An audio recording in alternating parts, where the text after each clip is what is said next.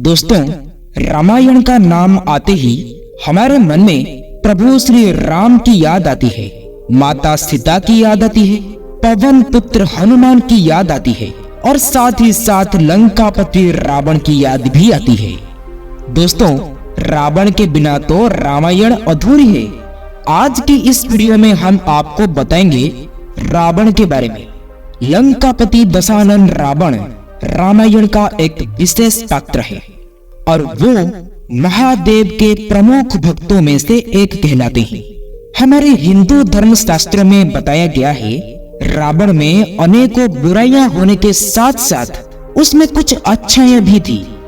रावण एक महाज्ञानी तथा एक प्रकांड विद्वान भी था तथा रावण ने अनेक शास्त्रों और विद्याओं का ज्ञान प्राप्त किया था। लेकिन दूसरी ओर अगर रावण की बुराई की बात करें तो उसकी अन्य सभी बुराइयों में से एक प्रमुख बुराई थी कि वो स्त्रियों की ओर बहुत ही जल्दी आकर्षित हो जाता था।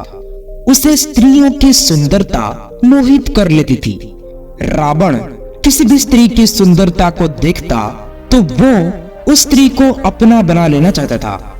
इसे रावण की कमजोरी कहें या फिर बुराई, परंतु इसी बुराई के कारण रावण ने माता सीता का हरण किया था।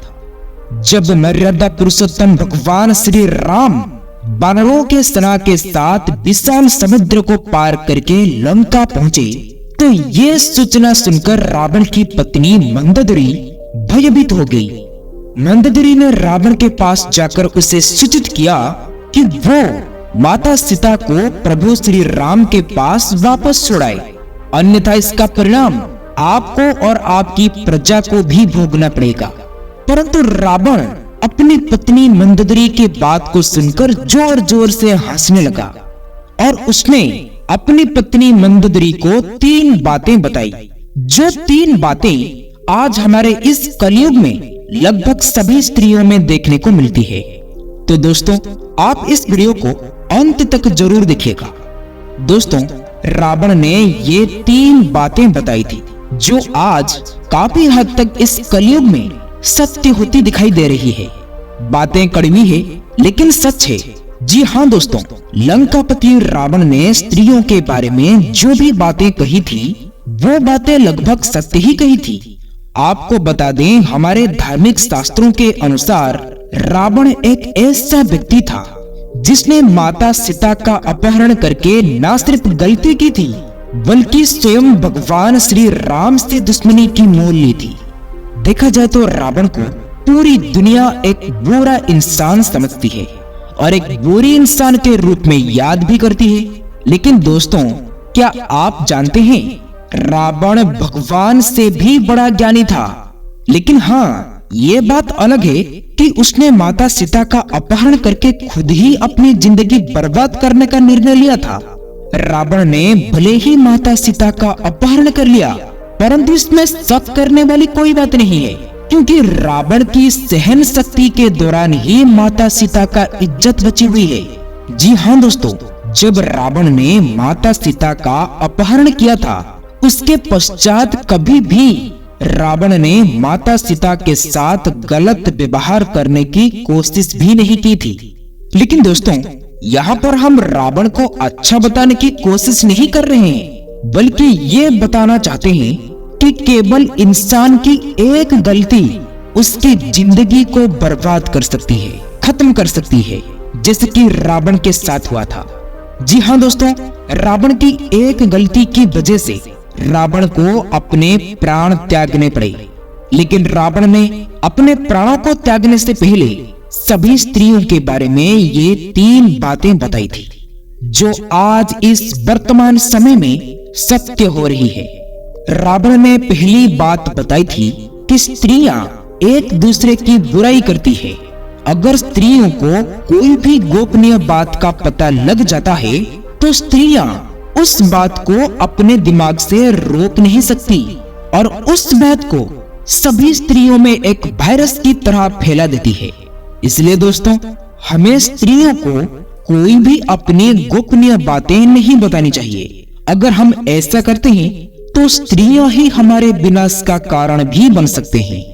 और आपको भी पता है कि ये बात आज के इस वर्तमान समय में कुछ हद तक सत्य भी हो रही है।